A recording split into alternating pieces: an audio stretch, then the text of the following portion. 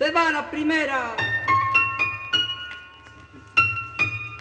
Buenos días, buenas tardes, buenas noches. Estás escuchando Tres Arbolitos Podcast, el lugar donde vas a encontrar todo lo que te genera incertidumbre y todo aquello de lo que no se habla en General Villegas.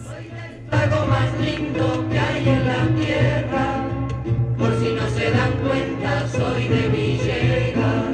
Bueno, esta vez en un formato más descontracturado, no en formato de entrevista formal, sino una charla que vamos a tener sobre algo que veníamos anunciando en redes, que son las dos canciones que tiene General Villegas. Muchos dirán, General Villegas tiene canciones, es algo que no es un saber muy común, mucha gente no lo sabe, lo hemos estado preguntando esta semana. Y bueno, tenemos una invitada especial con la que vamos a charlar un poco, a comentar la letra de estas canciones, el contexto, las implicancias, si podrían ser un poco de uso actual y otras observaciones que se puedan llegar a hacer. Y tenemos a Susana Garat, que es profesora de teatro y literatura, integrante de la Asociación Civil Te Queremos Tanto y inspectora jefa distrital. Hola Susana, ¿qué tal? ¿Cómo va todo? Hola, ¿qué tal Matías? ¿Cómo te va? Muy bien. Bueno, nosotros te compartimos y ya estuvimos charlando un poco sobre las canciones que tiene Villegas, las dos canciones que creemos que son las más antiguas. La grabación que tenemos fue facilitada por Sandra, que está grabada por el coro de alumnos de cuarto y quinto año del Colegio Nacional de General Villegas en el año 1966 para el 80 aniversario de Villegas. La información que tenemos por la gráfica de este disco, es un disco de pasta, es un gato y un himno, que las letras son de Zulema Monat para el himno a General Villegas y Roberto Pereira para un gato que se llama Soy de Villegas. Claramente agradecemos a Alfredo Montes, que nos brindó el tocadiscos para poder grabar bien las canciones. Bueno, y ahora vamos a escuchar el primer himno, que se llama A General Villegas, que nos nombraba Rochi recién. Vamos a escucharlo y después vamos a hacer algunos comentarios.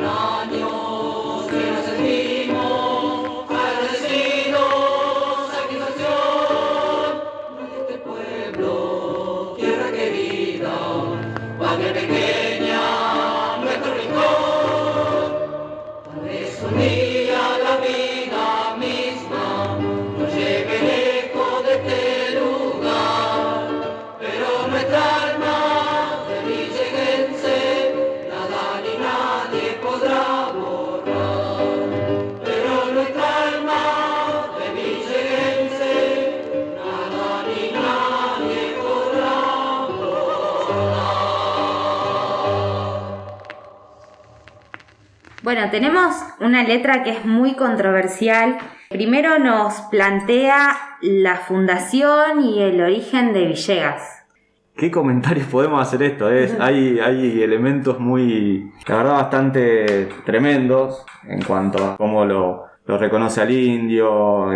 Bueno, la cuestión esta de civilizar con armas, hacer la voluntad con armas. Hay cosas para analizar y bueno, tenemos a Susana acá que nos va a aportar algunas cuestiones. La verdad que yo lo había escuchado hace mucho tiempo, no lo volví a escuchar, y esto tiene mucho que ver con los contextos, ¿verdad? No podemos desconocer los contextos de producción de las obras de arte, digamos. Esta es una producción cultural que en su momento fue en el año 1966, y como producción cultural hay que analizarla dentro de ese contexto histórico, ¿no? Desde el año 1966 a esta parte ha habido un largo proceso de deconstrucción de un montón de sentidos en nuestro país y también en nuestra región, ¿no? Y esto tiene que ver en gran medida con algunas de las cosas que plantea la canción, como por ejemplo la forma en que se visibilizaba, digamos, o invisibilizaba a los pueblos originarios, la cuestión de cómo se constituyó Villegas, ¿no? Quiénes fueron los primeros habitantes, la concepción respecto de la identidad, de alguna manera, porque bueno, hay como en la canción, si uno la escucha, una especie de demanda de identidad que no se termina de resolver en la canción, ¿no? Porque somos esto y somos aquello, habla de una lucha, cuando en realidad este no fue un escenario de lucha, digamos, aunque sí podría ser un escenario de una lucha simbólica de identidades en pugna o de culturas en pugna, como es la de los pueblos originarios y la que devino posteriormente la conquista del desierto, ¿no? Por eso a veces cuando nosotros nos planteamos la cuestión de la identidad y sobre todo cómo trabajamos la historia dentro de las escuelas, se nos plantea un poco esta disyuntiva, porque nuestra historia es una historia, decimos, mitrista, porque es una mirada, digamos,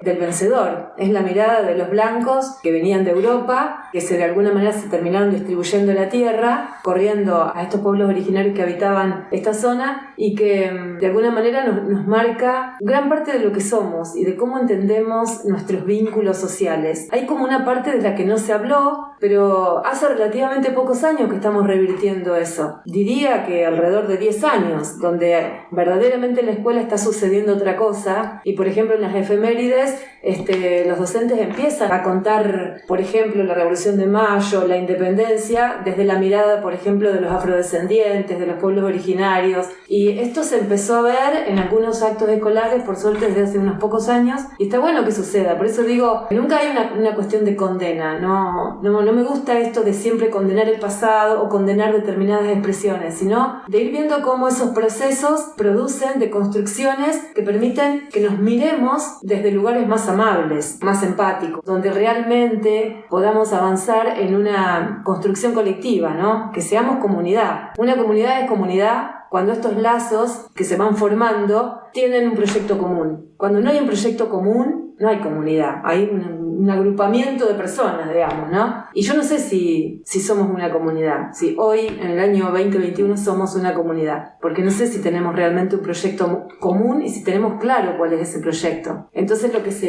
que se pone en evidencia son por ahí las discusiones, las peleas, mucha agresión, mucha violencia. Es decir, hay como muy poca posibilidad de construir proyectos, aunque sean pequeños, pero que apunten a un proyecto colectivo, porque no hay ese espacio. No está habilitada la palabra, la posibilidad, digamos, de un intercambio civilizado, humano. Cuesta muchísimo llevar adelante esos procesos. Y me parece un poco que tal vez esta oportunidad de escuchar estos himnos nos ponen en discusión estos problemas, ¿no? Nos llevan a ver qué es un poco lo que estaba pasando antes, cómo se concebía toda la fundación de Villegas, las sociedades que fueron pasando por el tiempo en Villegas y a cómo llegamos hoy, que si en ese momento se invisibilizaban ciertas sociedades, hoy en día también hay un montón de sociedades que están peleando por tierras, porque en Villegas hay un problema habitacional muy grande, y también de esta forma podemos abordar este himno que nos cuenta que básicamente se apropiaron de estas tierras y que las personas que tenían menos posibilidad de defenderse fueron las que no recibieron nada. Exactamente, yo buscando un poco en la historia que fue recopilada para contar los aniversarios, los 100 años, encuentro en uno de los libros que habla de la fundación de pueblos así como Bunge, Charlone, un relato. Moisés Álvarez, que era un misionero, habla justamente de cómo se diezmó al indio en la conquista del desierto para aprovechar sus tierras, ¿no es cierto? Y cómo se desarrolló luego que se corrió a los pueblos originarios esa lucha por la tierra, que es lo que vos decís, Rocío, porque finalmente esas guerras de las que habla la canción no sucedieron acá. Este no fue un territorio de luchas, porque esto era una rastrillada, digamos. Acá había un pasaje. Sin embargo, tenemos dos hechos que dan cuenta, digamos, de que ese pasaje no era tan armónico, ¿no? Porque acá en Santa Regina, de lo que es hoy Santa Regina, fue donde se tomó preso al hijo del cacique Painé, Panguitrus Ward, que fue conocido más tarde como Mariano Rosas, ¿no? Sí. Por esta cosa de que se los adoptaba, entre comillas, y se les ponía el apellido, que después se escapó y volvió a sus tolderías, pero ya con un conocimiento de la ganadería y de la agricultura. Es decir, antes de la conquista del desierto hubo un vínculo con los pueblos originarios que hubiese estado buenísimo que se hubiera continuado. Más allá de todos los conflictos que había también y que se generaban por eso, pero había un vínculo. Entonces, ese encuentro de culturas se podría haber profundizado y perfeccionado. Sin embargo, la conquista del desierto vino a interrumpir ese proceso de cuajo y no hubo posibilidad, digamos, de retomarlo nunca más. Pero lo que es interesante es ver cómo se distribuye la tierra. Los primeros compradores, uno de los primeros en instalarse en esta zona es Guillermo Melville, que funda la Estancia El Día. Eran 150.000 hectáreas alrededor de ese lugar, que supuestamente eran para ponerlos a producir, pero en realidad no se producía, sino que se especulaba. Era una compra-venta permanente, sola, con el único fin de especular. Recién en 1881, 1890, a partir de ahí, empieza ya a haber otro tipo de intención, y el 28 de julio de 1886, cuando se crea el Partido General Villegas, se sanciona una ley que fue muy importante, que se llama la Ley de los Centros Agrícolas, que en principio tenía una buena intención, que era darles ventajas a quienes fundaran colonias. Pero ¿qué pasa? Esas colonias existen, digamos, en los planos y existen en las oficinas de la ciudad de La Plata, pero nunca se fundaron. Es decir, se fundaron algunas pocas que son las que después dieron lugar a los pueblos que conocemos hoy. Pero había muchas más, lo cual implicaba un reparto de tierras de menor cantidad, digamos, ¿no? Una distribución más equitativa, pero finalmente no. En esta cuestión de la especulación financiera la acaparaban unos pocos, ¿no? Y quienes compraban las tierras en su mayoría eran ingleses, algunos franceses y algunos alemanes, y las tierras que no se vendían en Londres se remataban acá en la Argentina, y quienes las adquirían, las élites oligárquicas, ¿no? Es decir, los miembros de la élite de Buenos Aires, de la oligarquía, que tenían algún vínculo con los ejecutores de las campañas militares de la conquista del desierto. Y entonces, si analizamos por ahí los nombres, ¿no?, de las estancias, vemos a quién fue a parar la tierra, digamos, y no hubo una distribución equitativa ni para el pueblo originario ni para los soldados que habían actuado en la campaña, ¿no? Tampoco para ellos. Claro, la evidencia más grande quizás sean los nombres de las estancias que perduran, los apellidos que involucran esas estancias. Digamos, hay una historia que ha quedado impregnada y hubo una mala distribución, una distribución injusta, si se quiere, de toda la tierra. Claro, y esa distribución injusta, digamos, tiene consecuencias al día de hoy. Eso es lo que nosotros no podemos dejar, no podemos mirar la historia como si fuera algo del pasado que no tiene ninguna incidencia en el presente, no. Digamos, no es casual que haya tanta cantidad de gente con pocas oportunidades de trabajo, tanta cantidad de gente que no tiene ni siquiera la posibilidad de comprar un terreno. Acá en Villegas no hay posibilidad de comprar un terreno, ¿verdad? Porque es muy caro.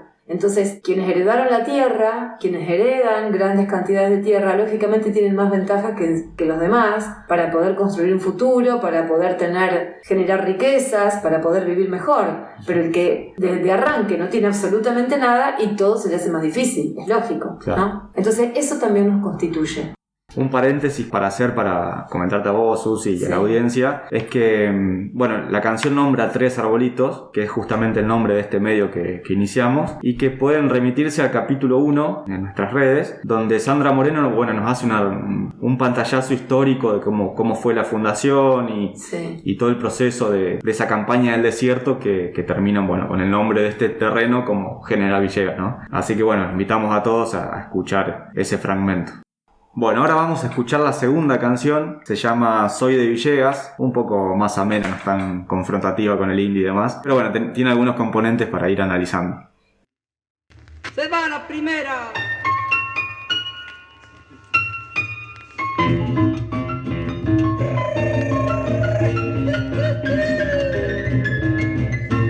Soy del pago más lindo que hay en la tierra, soy del pago más lindo que hay en la tierra, por si no se dan cuenta soy de Villegas, por si no se dan cuenta soy de Villegas. Zapateo.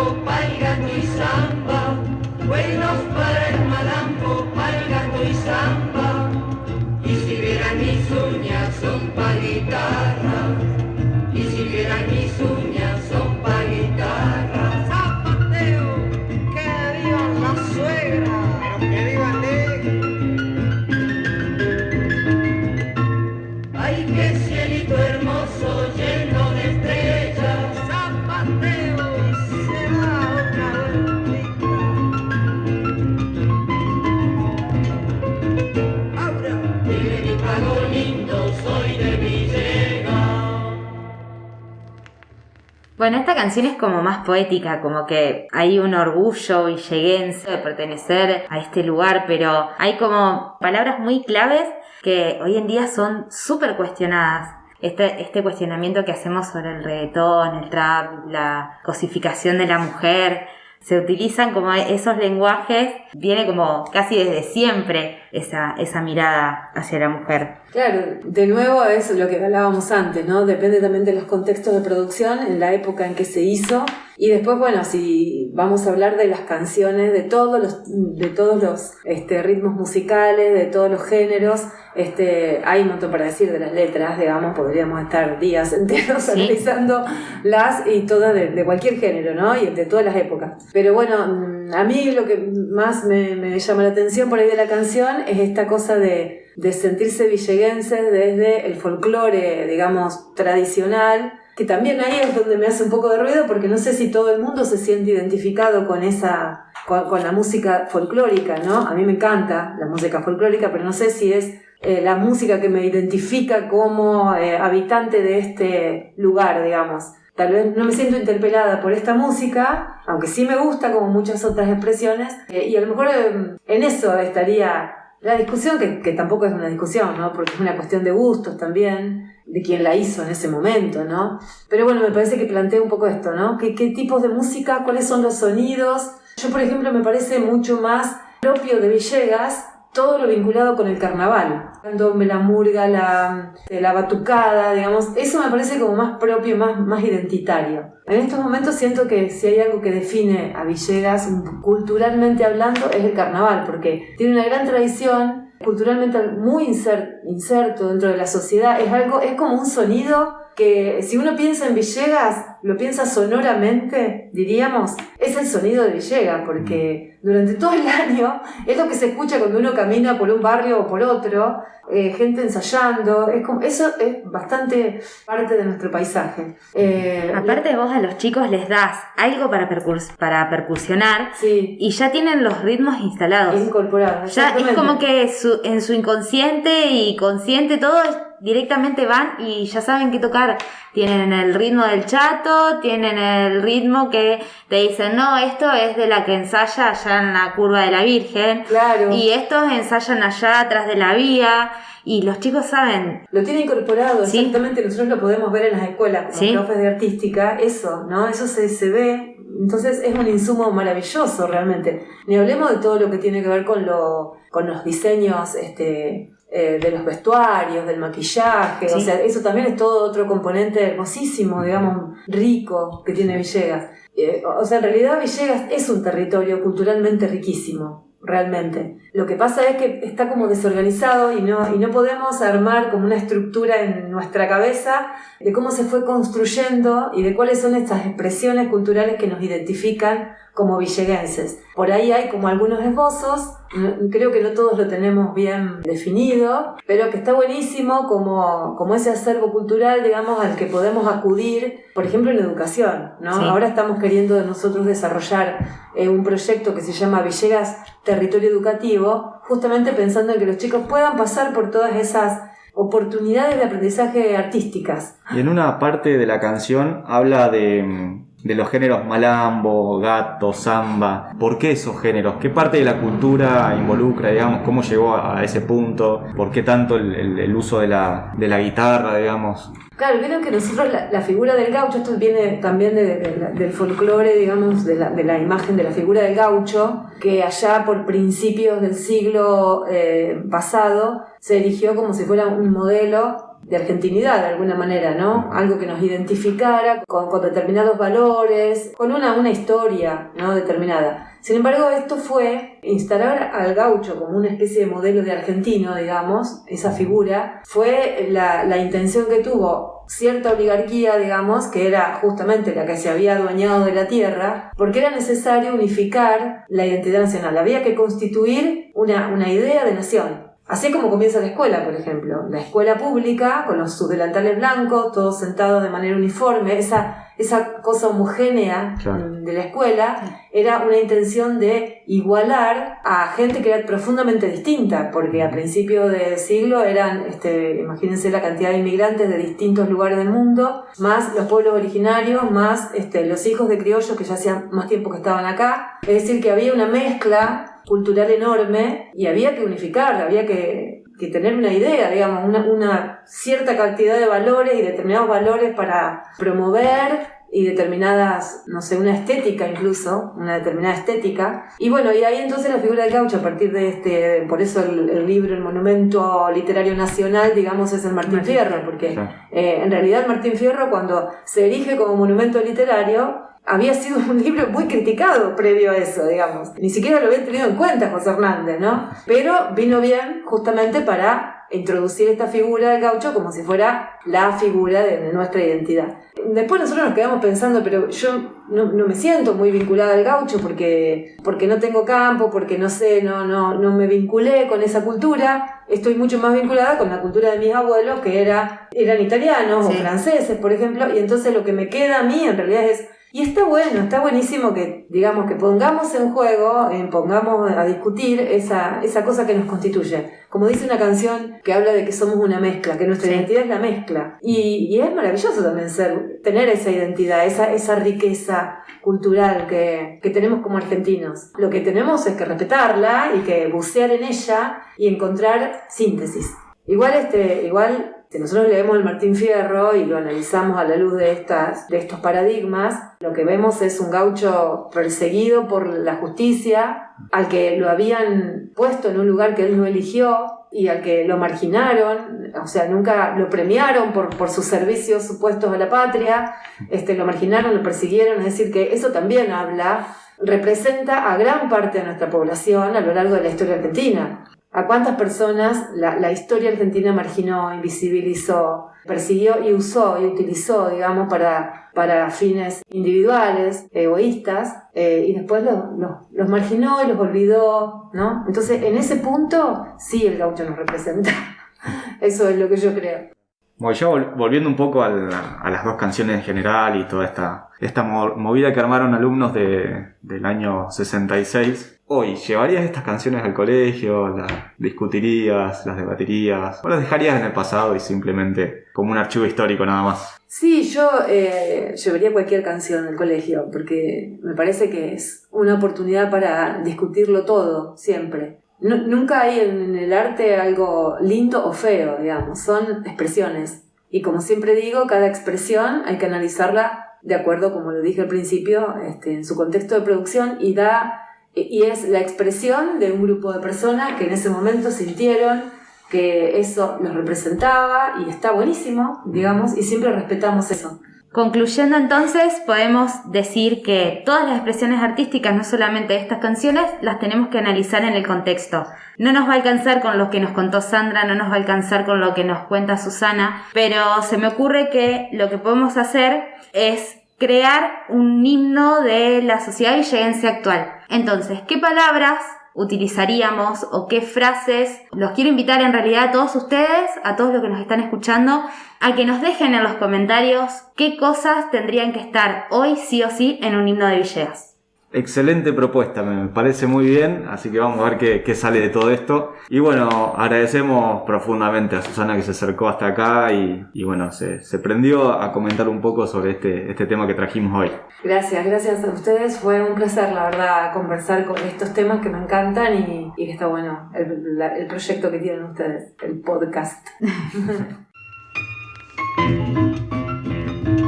Si llegaste hasta acá y te gusta lo que hacemos, podés ayudarnos siguiéndonos en las redes sociales como Tres Arbolitos Medios. Además, podés ayudarnos económicamente entrando a cafecito.app/Tres Arbolitos Medios. Podés aportar desde 100 pesos en adelante para que este medio independiente pueda seguir creciendo en General Villegas.